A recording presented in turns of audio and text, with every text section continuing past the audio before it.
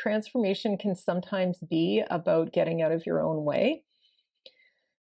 And so, in other words, it can be sort of passive in that you're letting it happen as opposed to making it happen. And I think that that might be something that some people need to hear because, we are still living in this time of hustle culture and fake it till you make it and all these kind of really tough ways of framing these things. And I really feel sometimes like the things that we want are looking for us and that it's almost kind of surrendering to it. And so there was a huge part of that for me of just going, okay, this has been something I've had on my mind for a really, really long time that has been calling me, just like any of the other visions I've ever had for every other venture.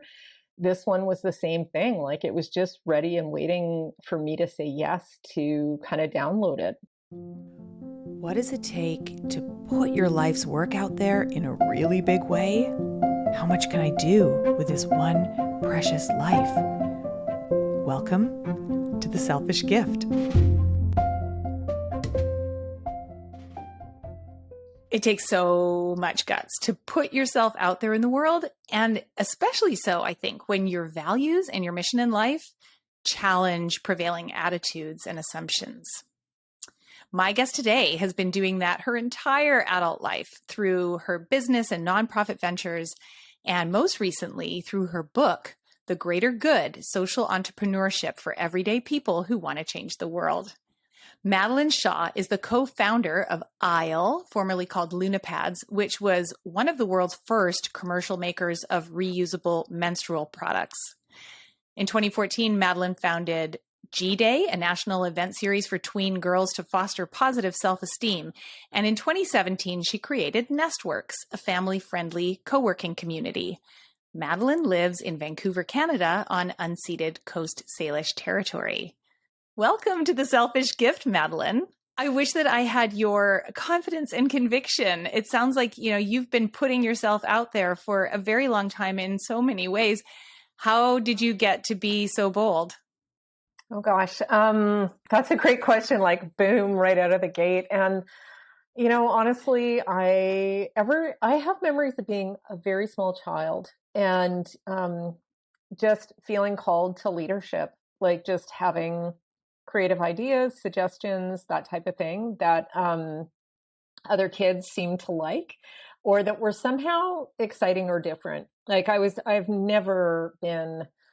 Even as a kid, like I got kicked out of Brownies. I got kicked out of a private girls' school. They should have a badge for that. They should really give you a badge when you get kicked out for conformity. Here's your badge. Yeah. So I've always had a bit of a streak of rebelliousness, I suppose, in me. And then, of course, as a university student, I discovered feminism, and that was what really kicked off the journey for me in terms of getting out there a little more publicly in a leadership capacity. And as you know, that's led to entrepreneurship, and that's basically, led to a 30-year career.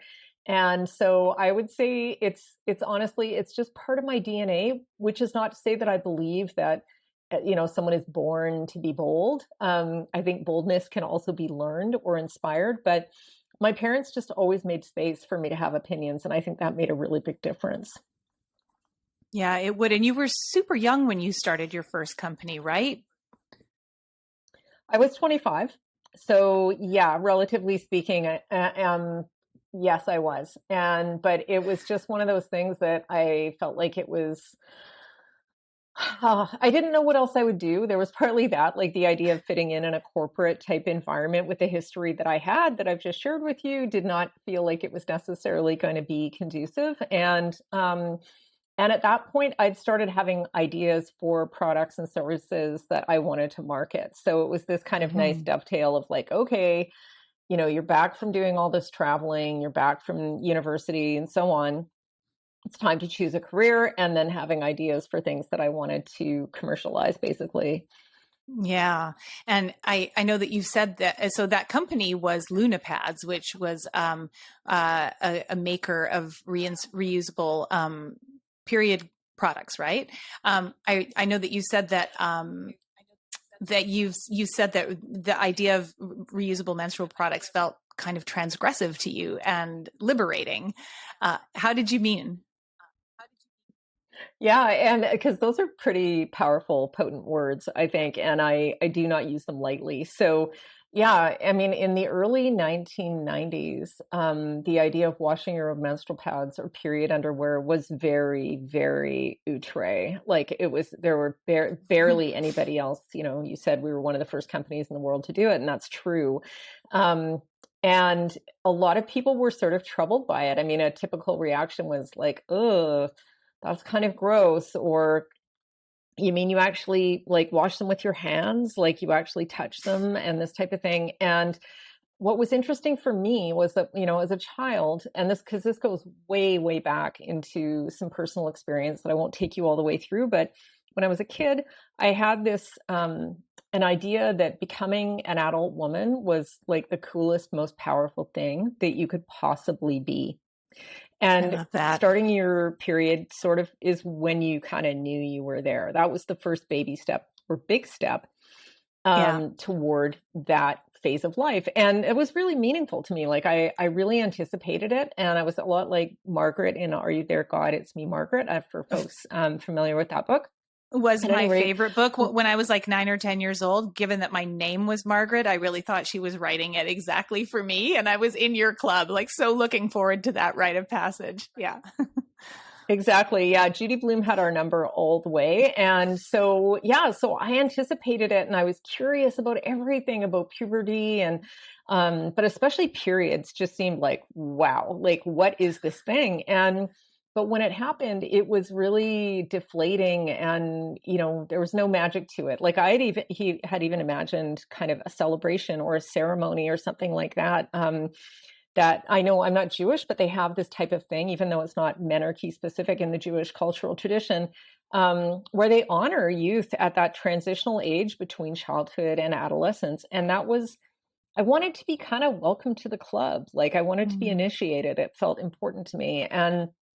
But nothing happened other than me starting my period and my brother and his friend making fun of me, which was kind of brutal. But that was, you know, the day, that was the culture around menstruation. And that was, you know, whatever 11-year-old boys would do. And, but it kind of pushed down this dream that I had of feeling a deeper sense of connection, even with things like the cycles of the moon, with like the tides. Like I was blown away when as a kid somebody told me that the lunar cycle was the same number of days as an average human menstrual cycle. I was like, wow. Like, you know, some people were interested in astrology, some people are interested in whatever. I thought that fact alone, I'm like, magic is real. Absolutely. And so that really, no, that can't be a coincidence. There's something there, right? Yeah, there's some big magic there. And I was, so in a way, like my attraction to menstruation and that whole field is kind of has that aspect to it. It's not just a political thing that, although it is deeply, deeply, deeply that, like the whole menstrual equity movement that's now happening today and that I'm very, very much part of, you know, has gotten so much steam in the contemporary conversation. I'm thrilled to see that. But anyways, so for me, I was no stranger to putting myself out there. I was no stranger to leadership. I was no stranger to speaking my mind. And I think I've lost the plot on this question. No, I think you've answered it really well. And I guess what I'm driving at is that that there was, even in your earliest forays into entrepreneurship, there was always a sort of a mission-driven streak to it, and that, you know, that your chosen business, it wasn't just like, how can I make money? What can I sell that people might buy? It was also, how can I create something that will make a positive impact in people's lives, and that was the liberating side of it. What I now know about you, I mean, because, you know, with the blessing of hindsight, we know that where that led you, which was that your gifts to the world are not only in terms of the product that you sold and created and the business that you made, but also in this sense of of mission that you have lived out through so many different ways, through G-Day and through supporting other entrepreneurs, particularly social entrepreneurs. And this is another really kind of like defining passion of yours. It's clear that like the call to entrepreneurship for you and for the people that you mentor is about expressing your personal values. So can you talk to me a little bit more about how capitalism can be an agent of social change? Yeah, well, I hope it can be. And this is really the great experiment. Like, is this possible? Because I really, we're at such a crossroads in time and human history, and where it's absolutely abundantly clear that business as usual has got us into just a heap of trouble. And, whether it's climate, whether it is economic inequity among people, there's just so many things. And yet capitalism is such a profoundly powerful, pervasive system. And so, I guess you've really got two choices. You can either build an alternative system, and I'm not really sure how that works, or you can try and amend or improve the system that we have now. So to me, social entrepreneurship falls into the latter category, where you are, you're not inventing something completely new, but you're kind of, I like to think of it as like a Robin Hood sort of approach. Like, you're taking the tools that are there and subverting them. So you're, creating, you're deploying business tools in the name and in the pursuit of social change agenda, basically, or an impact, as I like to think of it. And so, yeah, I think I was a social entrepreneur before there was a term for it, for sure. To me, it just seemed exciting. And like, just the idea of this subversion, we talked a little bit earlier around transgression and liberation and things like that. So you can see why it appealed to that side of me, for sure. And I just think it represents such an incredible opportunity for people to harness their values and harness the things. Like, everybody's got something that they would love to change, or something that they care deeply and passionately about, or an opportunity that they see, that maybe they're sitting back and going, I wish somebody would do something about that thing. Right. And by the same token, each of us has to find a way to contribute meaningful work in the world, contribute meaningfully to the world, and also to sustain our own lives through work. We need to earn a living and do something industrious or practical or productive. And so what you're talking about is combining those things, the values, along with the building of a business that can sustain your life, employees, et cetera, et cetera. Yeah, absolutely. And I will say, though, that it's something that can sound almost too good to be true. And in a lot of ways, it's like, wow, I get to do everything I want, and I'm going to get paid, and I'm going to save the world, and it's all going to be fabulous. And yes, it is, for sure. But I want to be really kind of remind people that you're still within this system, right? Where, to create any form of venture or initiative is hard. There's a certain, list of things that you need to create. People need to understand what you're doing. There needs to be a financial model, whether you're for profit, nonprofit, doesn't matter. It still needs to work. And then for us social entrepreneurs who are trying to create impact on top of, fiscal responsibility and, all the rest of it, you've got to create change.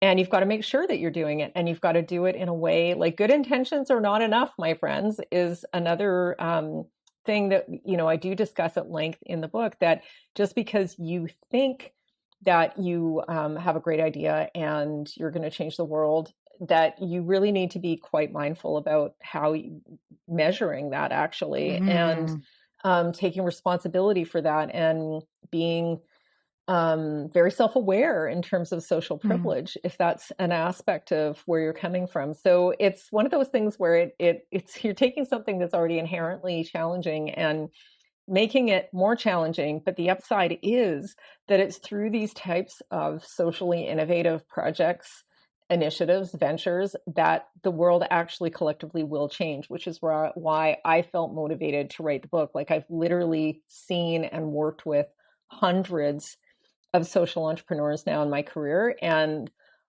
I just really believe that if everybody undertook to pursue their vision, or supported somebody else's vision, because not everybody has a vision, it really would collectively, it would make a difference. And that it is making a difference. That these are the instruments of power, and we are allowed to harness them in service of the things that matter most to us. Yeah, absolutely. That they're out Put there. That so beautifully. Yeah. And I just think sometimes people don't think they have permission, or they're often stuck in kind of an idea of themselves as being just a certain thing. They'll be like, well, but I'm an accountant, or I'm an artist, or I'm an engineer, or I'm a teacher, or I'm a parent. I'm not an entrepreneur. And that is a really important part of the book, that really trying to make this concept of entrepreneurship as democratic and as accessible as possible, and really make it just a lot easier for people to see themselves in that kind of archetype.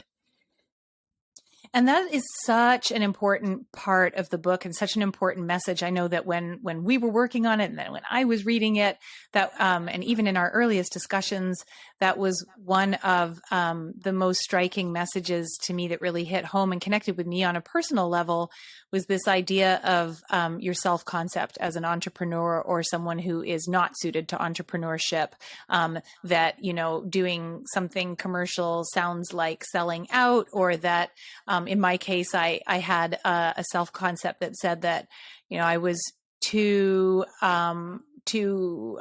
emotional of a person, too soft of a person, too much of a feeling human, to make it in the cutthroat world of business. And what I now know is that that is not true, and that leaning into my genuine, authentic, human nature is where my strength resides. Every time I would try to put on those, sort of, posture with what I thought an entrepreneur should sound like or act like, it turns out like it's almost like those weapons were shooting blanks. Like I did not have those. I did not have those powers at my disposal, but I had other ones. So talk to me a little bit more about that idea of self-concepting as a social entrepreneur. Give our listeners a bit of courage to view themselves in that role and in that way. Yeah, absolutely. And yeah, I think that is one of my favorite topics as well. And I know for me, it was hard. As I mentioned earlier, I came of age as a feminist activist. So the idea of becoming a business person and an entrepreneur was like, oh, forget it. Like, I can't even, like, this is patriarchy's bank machine. Like, what are you talking about? And, Right. but what I realized, and this is just about my journey, and I do have thoughts for others, but, when I realized how kind of disempowering it was for me as a woman to go, hey, I can't do that. And was really realizing that needed to change, because as long as people like me were not willing to take it on, challenge myself, the system was never going to change. It was really one of those, and it comes down to this, if not me, who? And if not now, when? And it's, right. The process of transformation is rarely easy or straightforward for us. Like I don't know a lot of people for whom it's simple. And also, as I mentioned earlier, you're considering a fairly daunting challenge. What about failure? What about if I don't know what I'm doing? What about if, whatever, all kinds of bad things could happen, right? So there's this very, very natural, and I want to really empathize with people about, it's a very natural fear. And not also, an unrealistic fear, right? Like these fears are grounded in real. Some, yeah.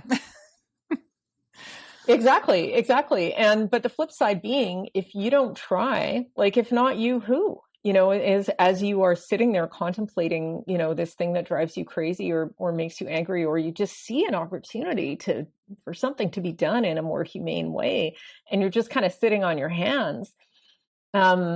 It's a very interesting kind of exercise in personal growth. Like becoming an entrepreneur is not just writing business plans. Like it really is, I think, getting in touch with yourself. And I think also dismantling this idea. There's a lot of very perfectionist ideas around entrepreneurship, that you need to know how to do everything yourself. For starters, that you need to be a financial whiz, and you need to be a product development genius, and you need to be a marketing expert. And it's like, most people don't have that skill set. So you need to get really, really good at asking for help from others, which is part of I wrote an entire chapter on this in the book. But just to circle back, like, understand what your strengths are. And then in terms of actually taking the leap, like, I still remember with writing the book, like, just saying to myself, like, I'm a writer. Like, the first time I said it out loud, and I had this hugely emotional response to it. Like, I was scared, and I just knew something really big had happened in that moment. When there's something, saying things out loud it's a form of magic, really. You're invoking something. And so I just encourage people, like, we're all capable of more than we realize. We really are. I love that, A.A. Milne quote from Winnie the Pooh that says, we're braver than you think and stronger than you believe. And I don't know, something like that. Like, it's true of all of us. We just haven't done it yet. And it's like trying anything else new. Whether, like, I tried to learn how to roller skate a few weeks ago, and it was one of the hardest things I've ever done in my life. Honestly, I'm not exaggerating. Like, it really was. It was that hard. And, but it was like, why not? Like, let's do this thing, like, challenge yourself. And also, to the idea of entrepreneurship being this big, huge, like, you've got to scale your business, and you've got to be on Shark Tank or Dragon's Den, and you've got to raise all this. It's like, no, you don't. You don't have to, go down to Silicon Valley and pitch venture capitalists. Like, what you do can be a far more humble, simple project, but I want to validate that as an act of entrepreneurship, because you are somebody creating something new to try and change the world. And that matters. Like, we're living in a world where bigger is better and blah, blah, blah. And it's like, how about we spread that out? How about we just get more people involved, not worry so much about how big everything is, and create things that are sustainable? Well, I love that you said that, because it keys into one of my very favorite concepts that you, I don't know, I guess it's a term that you coined, or a concept that you came up with that's in the book. And that is about the measurement of success. And you have a different way of looking at this, rather than that sort of like hockey stick growth metric. You call it radiance. So talk to me for a second about radiance, what that is, and what you mean by that.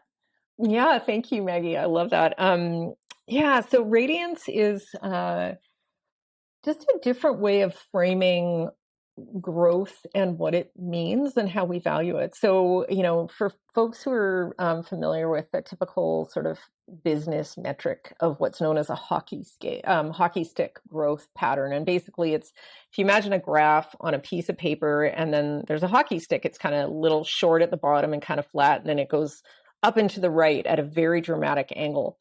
And this is sort of held up as the hallmark of successful growth, something that just sort of goes up infinitely into the right. So perpetual exponential growth. And this is something that is affirmed and validated in the business world as being desirable. Investors, it's called 10x returns or exponential growth.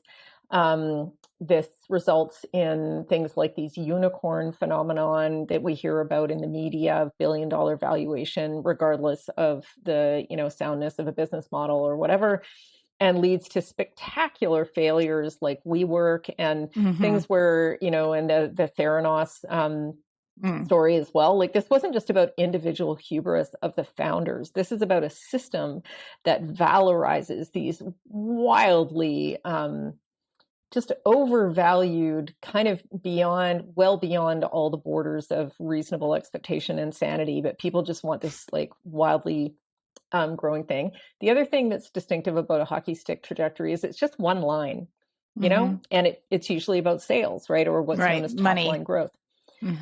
Okay, so radiance, as the term suggests, kind of goes in many, many, many directions. It's also three-dimensional or multi-dimensional. It's way more than three. And so when I think about it, I like my notion of what's called scale in the business world is a far more expansive things that isn't just for starters like this infinite growth. Like it's not reasonable. Like nothing in the world grows that way. There is no animal, no human being, no plant that grows, in an infinite exponential, in fact, okay, sorry, there's one, and that is cancer. Oh God. Oh my It's goodness. literally the only thing that naturally, it has that as a naturally occurring growth pattern. Like rampant, unchecked, constant, ongoing, sort of voracious.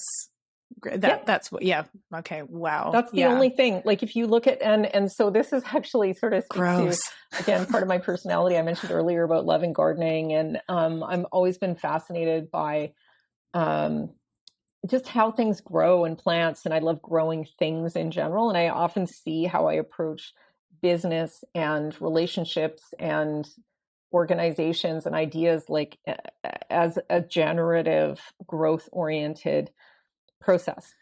And so the way a plant or a tree or a human grows is way more gradual. Like, yep, when you're a baby, you grow, fairly quickly in the first year. But then after that, like once you hit adolescence, you're in this period for decades where, when's the last time you got taller, right? It's been forever. It's what's called thriving, actually. And it's how trees grow, and then we procreate, right? If you're a tree, you drop seeds, and so on. You also take a big old rest during the winter, which is something a lot of us, I think, would benefit from. So to get back to radiance, it's like the central question is, how are we measuring success? And the way that we've been measuring it before, I think, is very limited, is kind of broken, very unrealistic. Like it's based on kind of an extractive model of capitalism where that's all it's seeking to do is make more money. And I think that we need to be seeking to do way, way, way, way more things that aren't necessarily reflected in that hockey stick. It sounds like the difference between creating or inflating a valuation versus creating real value. Yeah. And what I love about the radiance term is that, it makes me think of ripples in a pool, or, throw a pebble in a pool and the impact of that pebble ripples out, sort of infinitely in this 360-degree way all the way out from it. So your concept of radiance and business success or growth includes the effect that business has on the people and systems and planet that it exists near or within, right? So like all the people and planet around us. I think that somewhere in the book you talk about measuring radiance as how many other ideas or other ventures did my venture stimulate, right? By existing. Yeah, exactly. And and this speaks to this quality of a generative piece too, through things like mentorship, as you say. Again, we live still largely in a system where it's like people are kind of scared about sharing their ideas. They don't want people to steal them and blah, blah, blah. It's just, oh my gosh, I wish that would stop. I wish, Radiance speaks to a far more collaborative, generous, creative way of looking at things and celebrating social impact and environment. Like I just finished writing for ISLE our 2021 impact report. And it's covering like everything from reconciliation to, carbon offsets and like just there's so many things in it. And that to me is success. Like, yes, you need to craft a sound financial framework to support being able to do that work. But if you're also incorporating within your very systems, like you're not just selling a green product and then seeing how many green products you can sell and measuring that as success. It's like, we quantify all of the greenhouse gas emissions that are saved and waste that's diverted and energy that is saved through all of our products. Like we actually have done that. And so getting to write about it, like write a full report on it, is pretty exciting. And it's kind of its own reward. Like I wish, like, what if everybody tried as hard as they could to make their business practice not just sustainable, but regenerative, to actually deploy what you're doing in the service of, oh, there's so many ways that you can do it. But that's what I love about what we're doing at Isle and the kind of leadership that we embrace. And sure, we could probably make more money if we pursued a purely capitalist ethos to what we do, but I don't want to. That's not the world I want to live in. And so we do things in a very different way. And, there are risks that are associated with that for sure. And it's definitely complex, but ultimately extremely worthwhile. And I just feel deeply, the other aspect of Radiance is this notion of alignment of your personal values and expressing that in whatever you create, and in a way that is not just about the product or service, but in how you deliver it. Well, this is the reason that we do it in the first place, right? Like this, I mean, even if your values are solely about making money, I think that alignment with one's values is literally what creates satisfaction in life. Like, yeah, I feel like I'm doing the thing that I care about. And so if the thing that you care about is anything else on top of or as well as making money, then you need to be doing that thing all the time in order to feel like you're living your life, this one precious life that you have. Since you mentioned writing, I just want to pivot now. Let's talk about the book. So you've been this amazing speaker and mentor and outspoken, rebel activist businesswoman since your 20s. And now you're an author. You spoke earlier in our conversation. You said like that moment when you said to yourself, "Oh my God, I'm a writer."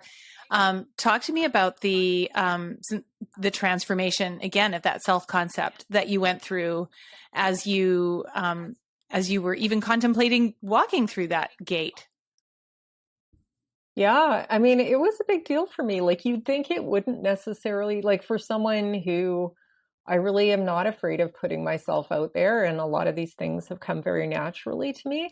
But taking on the book project was really a very, and this, again, calling myself a writer, as I said, was a really important transformation. I kind of had to take my own medicine because it's something, again, as we discussed earlier, that I discuss in the book, and what it takes to go from saying, well, I'm just an artist or I'm just a scientist or whatever, to being like, and I'm an entrepreneur, is a huge leap. And so I had to almost like, it had this meta quality of doing the thing that I was trying to teach people about. And, but a lot of it had to do with really looking at what I wanted to create, like what was the impact I wanted to create. And there was no other way to do it. Like I needed to tell our story. And I'm so glad that I found you and the rest of the Wonderwell team. Like a big message that I have in the book as well is don't be afraid to ask for help. Like you as an entrepreneur, you're not going to be able to do everything by yourself. And probably as a writer, you're not going to be able to do everything by yourself either. And so I found that having like this scaffolding of relationships and a framework and a methodology and having it sort of mapped out over time. And this, if you just say to somebody, oh, do you want to write a book? Like it's this like huge idea that just can be very overwhelming. And so again, it's a lot like a business venture. Like there are so many parallels. Yeah. Oh my gosh. Like you make plans, you decide which parts of it that you're going to, do, and what parts of it other people are going to do, and what parts of it, you've got to, get help with, how long things are going to take, how long it, whatever. And, but I just knew it was time. And there is in a way, like transformation can sometimes be about getting out of your own way. And so, in other words, it can be sort of passive in that you're letting it happen as opposed to making it happen. And I think that might be something that some people need to hear because, we are still living in this time of hustle culture and fake it till you make it and all these kind of really tough ways of framing these things. And I really feel sometimes like the things that we want are looking for us, and that, you know, it's almost kind of surrendering to it. And so there was a huge part of that for me, of just going, okay, this has been something I've had on my mind for a really, really long time, that has been calling me, just like any of the other visions I've ever had for every other venture. This one was the same thing. Like, it was just ready and waiting for me to say yes to kind of download it. And plus, you were writing as you were in the middle of writing your first draft, I think, when COVID hit and the lockdown came. And then there was just this moment like, does this have to, what does this do to our plans? Talk to me about, I don't know, moments of, when perhaps conviction to carry on might have wavered, and how did you see yourself through that, or were you helped through it? Like, those gateways of resistance. Oh gosh. Yeah. And as you know, there were a few of those. I mean, COVID was really, I thought, okay, it felt like it was a do or die, kind of all or nothing sort of moment. Like, either, like one of my ventures folded because of COVID, which ironically gave me more space to pursue writing the book, although it certainly had its own little things to attend to. But I would say, again, like, having the team, having the support of my family, and just trusting that there was a process. But there were, absolutely, there were times that were incredibly hard. I experienced very profound self-doubt as part of the writing process. And so again, this is crazy. And I'm not crazy. This is like awesome because I don't really want to hear you describe in detail what that self-doubt was like, because we've just spent half an hour, looking at your past and how, you've been so bold. So talk to me about the self-doubt, how it manifested in you, and how did you cope with it, given that that's not like a defining characteristic of your personality.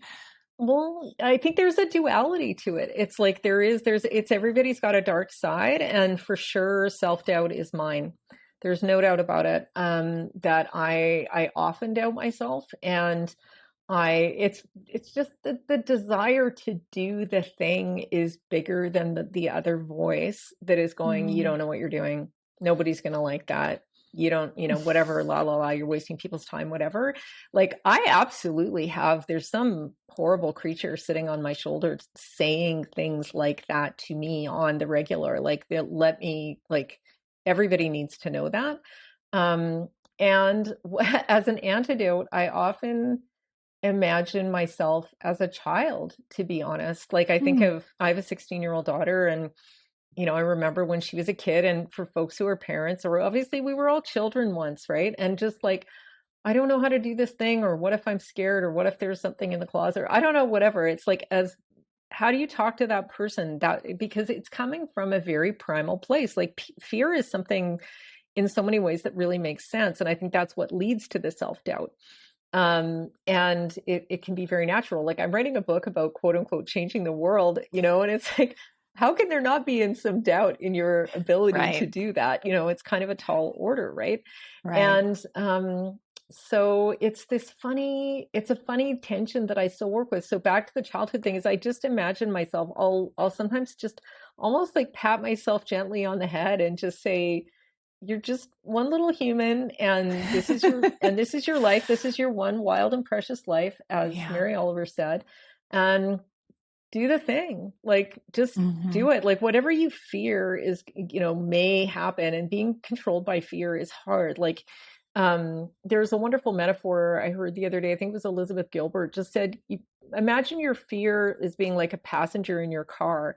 Like, they're allowed to sit in the back seat and be quiet, but they can't tell you where to go. You're the driver, and they're just part of you. But there needs to be a very clear boundaried power relationship there around what they get to do and say. Like, they're not allowed to have the steering wheel. They're not allowed to have your phone to tell you where to go, but they're there going, there's cars on the road. And you're like, yeah, I know there's cars on the road. Yeah, I know that. We don't know where we're going. I know we don't know where we're going, but we're going, and so that is kind of how I approach it. And then also from a perspective of curiosity. And there were some people I spoke to because I'm not alone in this. I know, well, I think it's a universally human experience in many ways, but there's something about when you're stepping into the thing, when you're putting yourself out there, when you're saying, okay, I'm going to write the book, I'm going to start the project, I'm going to whatever. That's huge. It's so scary. And my friend, Elizabeth Sheehan, who spoke about it in the book, and she said to just be curious about it. Don't just dismiss it. Like and this quality of gentleness and, because fear just wants to be calmed down. It just, that's all it really needs. Don't fight with it is what I'm saying. Don't go, oh, screw you, fear, whatever. Because fear serves us in a lot of ways as well as humans. It just gets out of hand. And I think this is especially something, one of the titles of the book is that it's for everyday people. Yeah. And when I say that, I mean, folks who have typically been marginalized or just not part of the dominant, when I was talking about the profile of an entrepreneur, it is usually a cis het white man, pitching a big tech app or something. And the rest of us are not that. Folks of color are not that. Women are not that. Trans and non-binary people are not that. Like we're sort of used to this idea that, you can't do the thing. And so coming past that is, just requires a bit more subtlety, I think, and mindfulness that it's real and not just dismissing it, just to go, oh, well, feel the fear and do it anyways. It's like, this is real. Like there's systemic aspects to this and intergenerational aspects to this that make it harder in many ways for people to do the thing, but also to overcome those inner voices saying, oh, women never get funding, or, blah, blah, blah, or there's, nobody is trans is in a Fortune 500, business, or la, la, la. I don't know, like countless examples where, if you're a member of an equity seeking group, there's probably abundant statistical proof to show you that you're more likely to fail or you're less likely to get support or whatever. So that's kind of a long answer, but I it's love a good that. question. Yeah, no, and I love that idea about being curious and gentle with the fear rather than the other two options, which are either to kind of like let it run the show or stuff it and ignore it and suppress it. I think that the difference there and what you said, especially about understanding, the systemic pressures that that we may feel pressing upon us, what that means is that, okay, so when the fear comes up, is this fear of writing my book, fear of starting my thing, fear of launching this podcast, fear of all of it, is this a signal to quit? No, it is not. It is simply an emotional experience, and there's a very rational explanation for why I'm having it. And so that is a great kind of neutralizer, really a great power move, way to flip it. Madeleine, so can you tell me a little bit about your writing process? What did it look like for you to sit down and write? How did you get all of these words out of your heart and into a digital document? Yeah.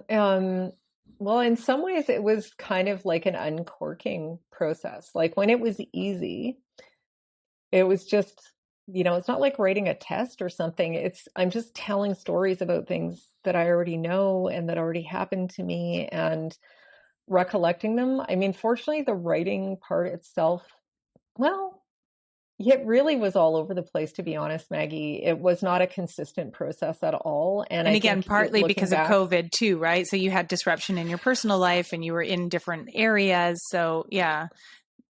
Yeah, there was a lot. And I was starting menopause. That was another really big one. I was getting very close to another major personal transformation that I think we're going to talk about later. And so there was a lot happening in my life in addition to, I've got to make it clear, like I didn't take a year off my job to write a book. Like I was still working. And, in a small, a company that for all its amazing accolades for its social impact and everything still has incredibly high needs on a daily operational level. So I did not take a leave of absence or make a ton of extra space in my life. And so I really, again, without the support of my editor, Allison,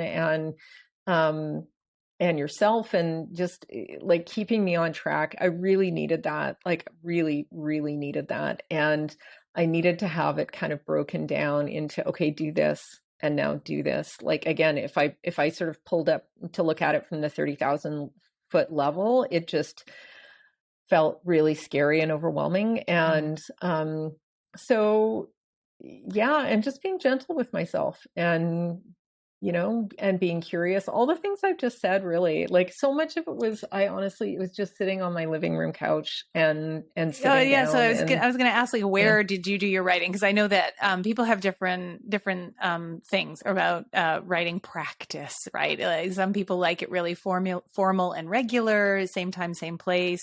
Other people like to sort of do it when the mood strikes them. You might have a special place or a pair of lucky socks or whatever. Tell me about where and how you actually did the writing.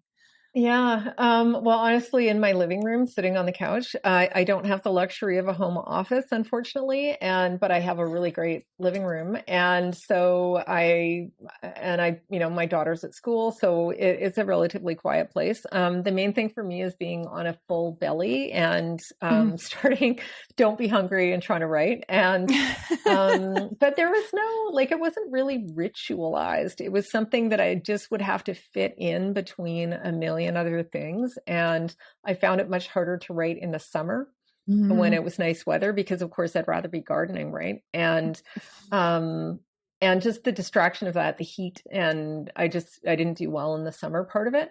And again, that speaks to that kind of cyclical energy that I was speaking to earlier, right? Like, it's like winter is a much better time to kind of like put your nose to the grindstone and look at it snow outside or whatever.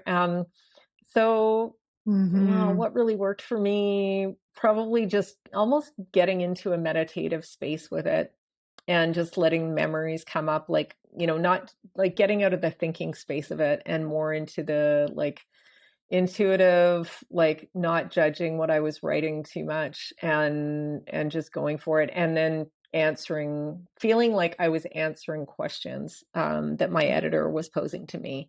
That was an easy framework for me too, as opposed to I need to think of whatever XYZ. Whereas if I'd said to you, tell me, what you did last night, be like, okay, so what did I do in 1995? Or what did I do in, or what were the stories that meant the most to me? And so she would ask me those types of questions, and I would just answer those as questions. And then, I've written whatever, another 3,000 or 4,000 words.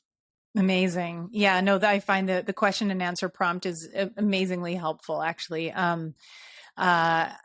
That's so interesting. So yeah, that you didn't have like a regular, did you write in the morning or at night? Did you find one easier than the other? I'm a morning person. I should have said that. Yeah, I'm definitely a morning person. I'm kind of useless after around 6 p.m., even 5 p.m. I don't schedule meetings that start after 3, to be honest. But like I'm up at 5 or 6, and that's just how I like it. And then it's nice and quiet. And so those were definitely the best times for me, was, because other people in my house aren't getting up even till a little bit later. And so that absolute first morning energy for me is just gold. Yeah, there's nothing like it. Well, okay, so you wrote this book in service of your desire to share the Lunapad story and all that you have learned, and also as a guide for other social entrepreneurs to teach them how to do this, to change the world and also live into their potential. But what was the book intended to do for you personally, on a professional level, on a personal level? And this is like the selfish part of the gift that we give to others, is tell me, in what ways was it intended to be, or has it been rewarding, gratifying, all of that? Yeah, I mean, it's like I said, it was similar to my other visions for ventures that I've started. So in other words, it was just something that was inside me that I wanted to express. And in a way, like, once I have something like that happening inside me, I can't shut that down. Like, it doesn't go away. It's very persistent. And so it was almost like, I don't know, it was like a pregnancy or something. Like it was like, this has to happen. And, but the selfish part, I think, relates to legacy. And so when you've been doing something for as long as I've been doing it, like in my case, 30 years of being a social entrepreneur, I started my first venture in 1993. It's to really honor that sense of like, you put that much work into something that is kind of novel and different, and it has been groundbreaking and innovative in its own way. And so just wanting to see what was there, like to share it with people, to see what other lessons were there, to record it too, because I do a lot of, to record it, like just get it off my chest almost. Like I do a lot of public speaking, and so many people ask me the same questions. So there was a very practical part of it. Like, we could talk about legacy and it's so kind of grand and emotional, but some part of it is like being able to read the book. Anyways, it has that aspect to it. And also it was a personal challenge. Like it was just, I wanted to see if I could do it. And I like that. I like that feeling of seeing what I'm capable of. And it just felt like, I've got friends who run marathons or who do triathlons, or, I don't know, like significant person, they go and climb Machu Picchu, or they go and, we all know friends who have this, and we have our own, right? These bucket lists, these things, these challenges, right? So for me, writing a book was definitely like top of my bucket list. I love that. And now that you've written this book, which was about, your ideas around social entrepreneurship and also your own story, you're not just a writer of that book. This has sort of broken you open into this new manifestation of self, as a person who writes. I know that I've seen you, sharing your articles on Medium and in other formats and venues. So what has that been like? And in particular, now I'm asking two questions in one go, but I know there is one particular topic in that you've been writing about that feels super personal to you and has been gratifying. So can you tell us about how your writing has evolved into speaking on that?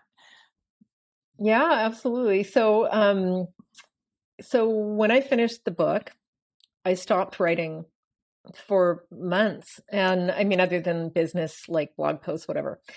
I just didn't feel like it had been this huge effort, and I kind of let it go, and I just didn't feel motivated to write anymore. But one of the things that was going on in my life is that I've been struggling off and on for many, many years with my relationship with alcohol. So even though by most people's standards, the amount that I was drinking would not seem like a big deal to most people, it was a big deal to me. And I just, really liked my evening glass or two of wine. And then I hit menopause, and it just became intolerable. Like, so, just sleep is, in one word, the issue here. But what I discovered when I tried to, moderate or my alcohol consumption or quit or whatever, it was hard.